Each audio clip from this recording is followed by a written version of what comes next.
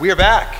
We are back with more goodies, more wheels, more fun stuff with more cars. So tonight we're gonna be putting the new Enkei RS05RRs in 18x10 on my car. We have another treat here that I feel kind of badly about because these were sent to me many moons ago and I have unfortunately forgotten to put them on, and then I just found them in the parts room again. But we have these awesome Perrin pinch weld jack mounting points. So I do want to give a huge shout out to Jeff Perrin. He sent this to me for the GR Corolla. He also sent us a license plate relocation kit. Perrin has been a name that I have always trusted with Subarus previously. I used to have a Perrin rotated kit, Perrin front mount intercooler, Perrin intake, a whole bunch of parts on my Subarus. They always perform well. It's cool to me. He's like very slowly dipping his feet into the GR Corolla market and kind of seeing where it takes him. So thank you, Jeff. Appreciate the whole Perrin crew. These awesome products. I'm gonna put these on as we do this other stuff. I also want to say thank you to everyone for packing the shop, but unfortunately I don't have a lift for my car. The dyno is also taken tonight, so I will be doing the front camber adjustment on the floor with some jacks, which is fine. I'm just being a posh idiot right now. And then I did want to do the white line rear upper control arms. It might be something I prefer a lift on, especially to show you guys, but I might just bang it out because I will need to do an alignment regardless from the front. I'd be good and not a waste of time to do the rear at the same time. Let's roll that beautiful bean footage of these wheels over here.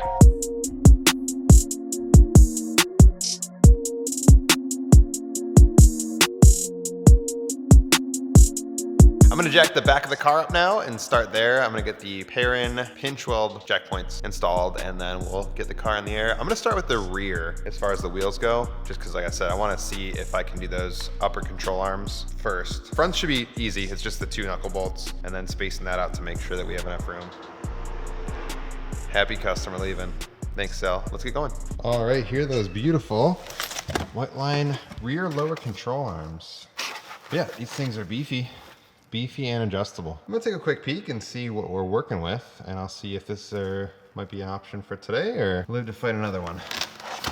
I did do the driver's side rear upper control arm. I wanted to just do one before I wasted my time filming. It wasn't bad. Like I said, we're on the ground for today's mission. But yeah, it was 2 bolts, a 14 mil and a 17 mil nut. So that's on. I did leave these loose. I left these loose so I can adjust them on the alignment rack. And for the wheels, I am gonna remove the factory spacer and do a 5 mil in the rear. Before I had the Work Emotion ZR10s. Those were 18x9.5 plus 22. With the rear spacer, I made them plus 12 effectively. Current track wheels I have on are 18x9.5 plus 38, so plus 28 effectively. And then these new ones will be 18x10 plus 22. So I'm gonna remove the rear spacer and that'll make them like a plus 18x10 plus 18. No, other way, sorry, plus 27. So I just wanna make sure they're not gonna hit the fender, because I haven't done any sort of like trimming or anything up there, and I prefer not to. If it rubs a little bit, I'm fine with that. Part of the game. I'll see how it sits. I could always put the 10 mil back on,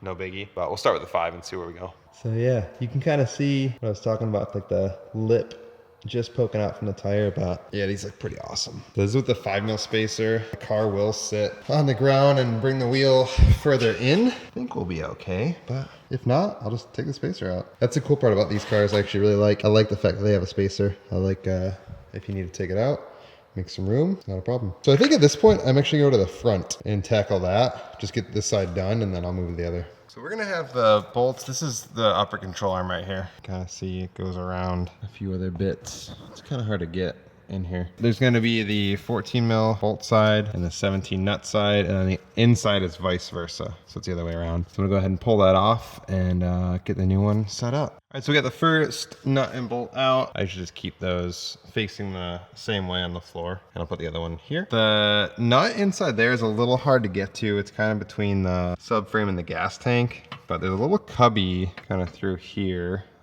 There we go. That you could fit a wrench into. So it's on the front side of the coilover, but you can get it right on the nut.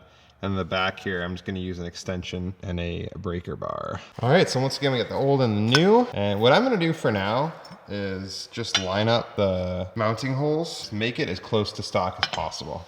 And what that's gonna allow me to do is just kind of start from that neutral spot. Now these, they elongate, which would, if you look at it, if the top is coming out more, that's gonna make the camber positive. So these aren't really made to make the camber go more negative. Usually like the drop will naturally do that with coilovers. So this is to help like correct for more of a factory alignment spec. So if you are looking to like run like a bunch of camber, this is not the arm for you. This is gonna help adjust to be more positive. So I hope that helps somebody considering this. All right, how we looking? I think pretty good, but I kind of think I might even have to lower it. I think with the higher offset wheels, they sat further in. It made the gap seem a little smaller, but I'm just gonna ride with this for now. Like I said, I don't want to rub. I do think the 5mm spacer in the rear is probably a good call because it's right about there. We'll see. We can play a little bit. The front, I took the strut camber all the way positive. I didn't do anything with the top hat yet. You can kind of see, I might run a 5mm spacer in the front, to be honest, just to get that to poke a little bit more. But we'll see how camber turns out. I might pull a little more camber out of it, so more positive, just to get the front a little more flush. We are good enough over here. So I'm gonna go ahead and pull it onto the alignment rack. Like I said, the driver front camber looks a little off from the passenger side. So the slots, because the Fortunato coilovers, the top camber bolt is slotted. I adjusted them both as far out as I could. Maybe the tops are different, just as I suspected. We're in the alignment rack. Before I even got in the air, I did just check. So this side is adjusted pretty far in negative. And then if we go to this side, which sits quite nicely, we are not. So I am gonna have to pull some out of the driver's side. Now, why did that happen, or why was it like that before? Why, like the last time I did alignment, why was it even like this, side to side? With a camber bolt, you have more control as far as even like the minimum and the maximum is a lot less of a variance than with a slotted top. The slotted is awesome because it does give you a ton of adjustability, but the issue is it's very hard to get it to like stay in place, or like I think I tried to measure side to side and like get it similar, but it's never gonna be perfect. So what I usually do is I will set the slots and then just fine tune it with the top hats. So that's what I'll do this time too. All right, as to be expected, the alignment was quite off in the rear because the control arms in the front, because I adjusted camber with the slots, just off everywhere. But I'm a little bit of a dilemma here. So the rear camber is currently at 2.3, but the front is at like 1.6. So if you look at the angles, they're just a little bit off. The rear is more slanted than the front. I was hoping to match them, but here's the problem. This one I started adjusting out, but because the upper control arms would push the wheel out to adjust camber positive, I'm having an issue where I'm just pushing the wheel out of the fender, which is going to create contact and just not the fitment I'm looking for. So I do think I may be settling for just how it is right now. So negative 2.3 in the rear, and then the front, because I don't want the front to get all sunk in. If I add camber up there, it's already like, I can already add a spacer, but I think it's the front's just going to be sunk in if I add camber. So it's more just for looks, honestly, than anything else. So we are fully aligned. I'm feeling pretty good about it. Let me show you guys the numbers just for full transparency. Sometimes the rear shifts around a little bit when you do the front, so I haven't even really looked at it, to be honest with you. Front, we got 1.55 degrees negative camber, 0 toe. Rear, I'm at 2.36, and right toe, left toe are just about 0.07. That's where I'm gonna leave it for the night. I am tired. It's like 10:30. I didn't eat dinner yet, so I'm hungry. But yeah, I'll get it off here. I'll get it cleaned up, and I'll show you guys what it looks like tomorrow. You want me to pull it out in the sun? From the what? You'd like me to pull it out in the sun? Yes. Got that gas station breakfast pizza. Whoa. Hitting just right. So the viewers from last night will remember that I took out the 10mm rear spacer and put a 5mm. So if I took the 5mm out, I wouldn't rub at all. Very minor rubbing right now. Very like a tiny little bit. So I might just leave it, to be honest, because I think it looks better. But yeah, it looks awesome. I gotta put the center cap on that rear driver's side wheel. The other one's on. I think it looks awesome though. The concave's like wacky in the rear. It's sick. Cinematic sequence? What?